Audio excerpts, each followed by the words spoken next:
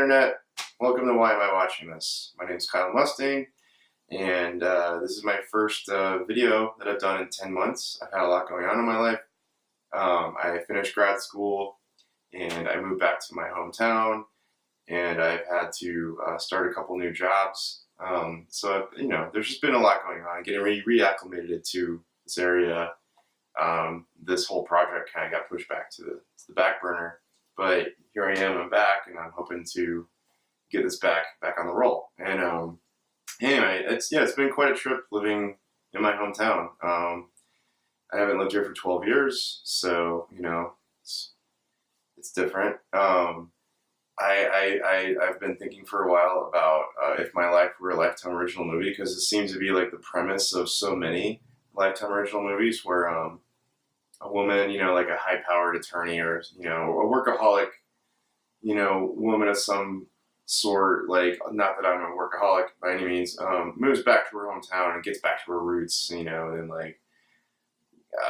meets, either she meets a guy who she kind of ignored in high school, and then he suddenly became a hottie in his adulthood, or she meets the new town doctor or veterinarian or whatever, and they hook up, So neither of those things have happened to me so far. I'm sad to say. Actually, if anything, this town is quite the drought for prospective partners and what I'm looking for, at least. But I think there's kind of a general gist that for everyone it kind of sucks. But anyway.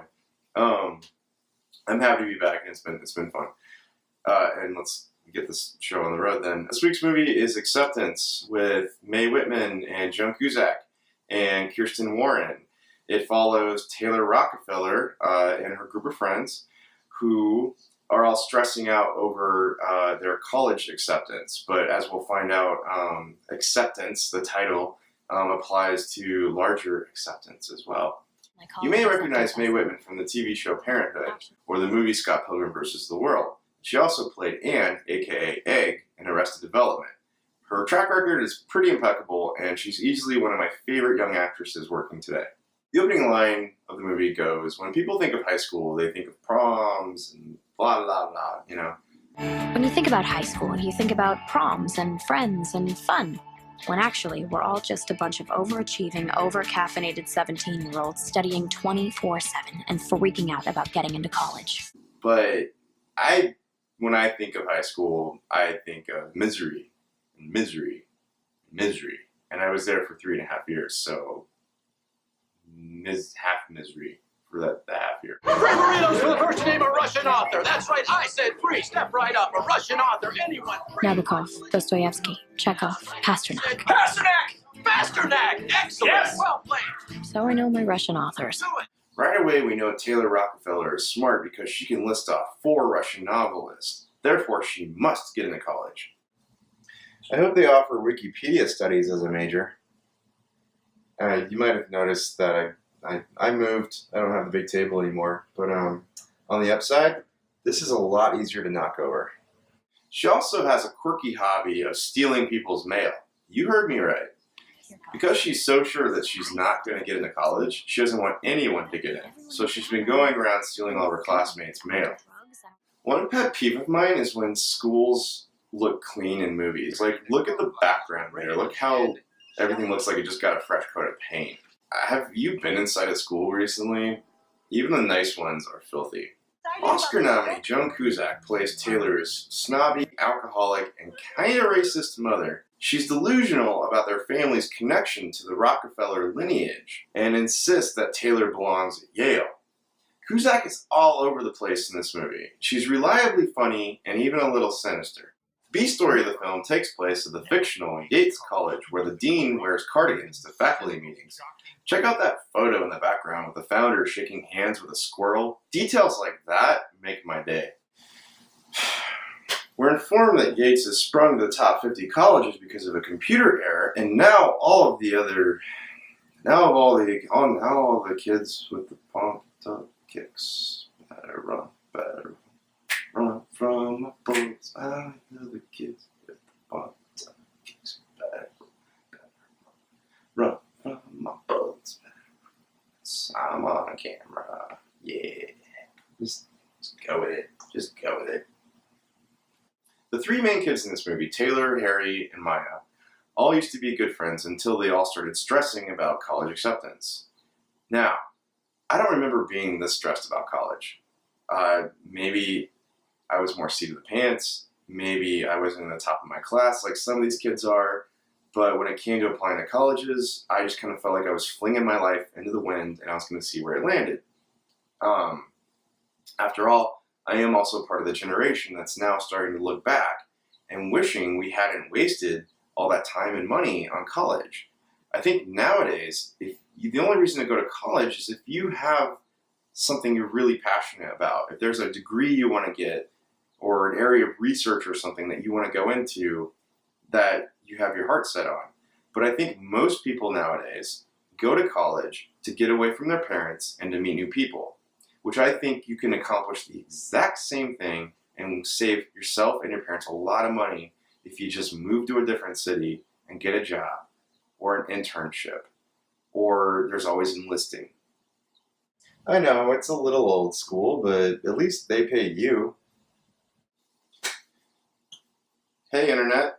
Again, if there's a sudden jump in the show, I think I did the first page of my script and then had to run to my nephew's birthday party where I engaged in a massive water gun fight with a bunch of 5 and 6 year olds. And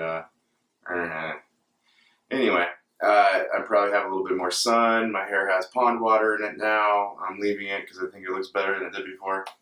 So we'll just wrap up the rest of the show now. But yeah, I definitely, if you were paying attention before, there's a radical difference in my appearance. But let's get going.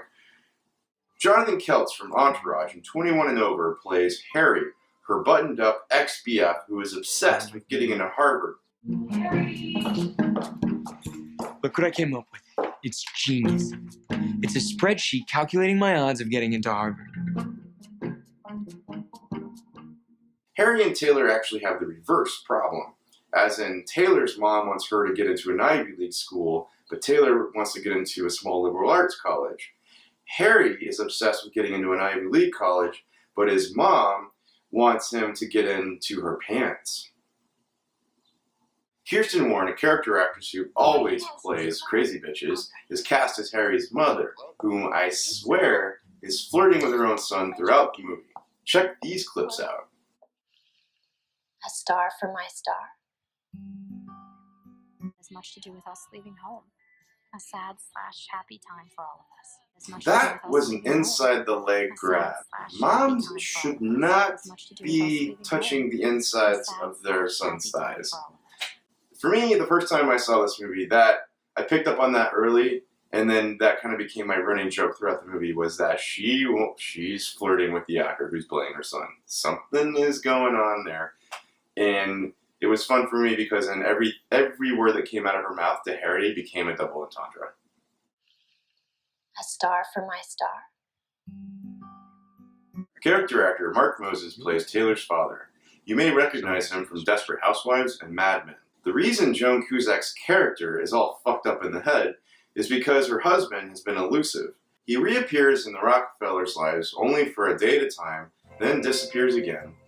That's when Taylor starts to really lose it, in the form of self-mutilation. Now, this was an unexpected turn for what otherwise seemed like a typical teen comedy.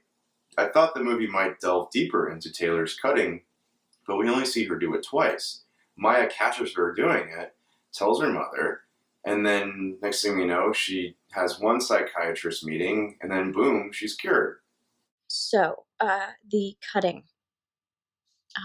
It's just something that you do when you're feeling bad, hanging out with the wrong crowd. Have you cut yourself recently? No. You can check. I'm vexed about the movie's casual treatment of a behavior that can become a severe problem. The movie handles it like it's no big deal. And you know what? I'm kind of okay with that. Things like self-mutilation and eating disorders and suicidal thoughts are considered dark and taboo by our society. But at the same time, they're also incredibly common. So why do we have to be so hush-hush about it? Why don't we just talk about them in a normative fashion? Because they are incredibly common.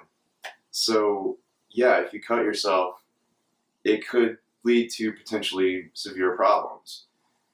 But at the same time, it's also really, really common. And that's how this movie handles that. And it's like, cool, let's just move on. There's a subplot about the interim dean of admissions having office sex with a colleague. It's like they wanted to throw in some sex or for whatever reason to represent adulthood. Like, yeah, kids, once you hit adulthood, you don't have to wait for your parents to leave the house anymore. You can just do it in your office. Why is Maya's dad running through the amphitheater? Was that really the shortest route to the parking lot? The English teacher is named Mr. Joyce, as in the famous Irish author James Joyce. Why didn't they just call him Mr. Shakespeare? Is the science teacher Mr. Einstein? I haven't checked, but maybe Maya's swim coach is named Mr. Water. Or better yet, Mr. H2O. Maya's supposedly inappropriate relationship with her English teacher is treated in the same fashion as Taylor's cutting. After Mr. Joyce is shit-canned for being caught hugging one of his students, Maya goes on an anger-eating binge, which I think is fun to watch. Check this out. Fucking anger-eating, man.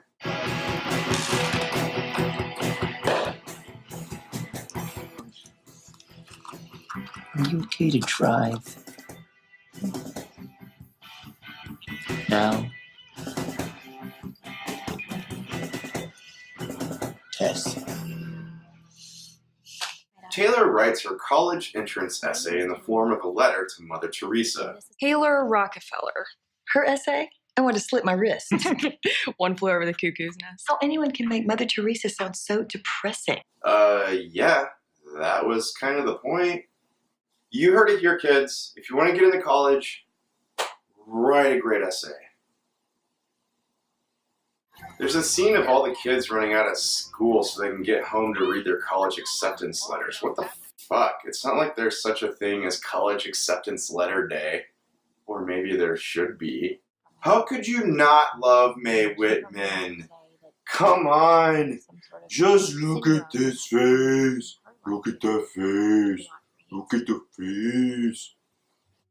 What the fuck is this? Harry has a rival in Justin Smelling, the other classmate who's trying to get into Harvard. Justin has perfect SATs, and for some reason the writer decides to have him hit by a car by the end of the movie. I didn't get this at first, but Justin is played by Rob Mays, who would go on to play the titular character in John Dies at the End, which is based on a book, which was the most fun book I've read in a long time. I suggest you check them both out. Run along, you plebeian scum, and fetch us our application results.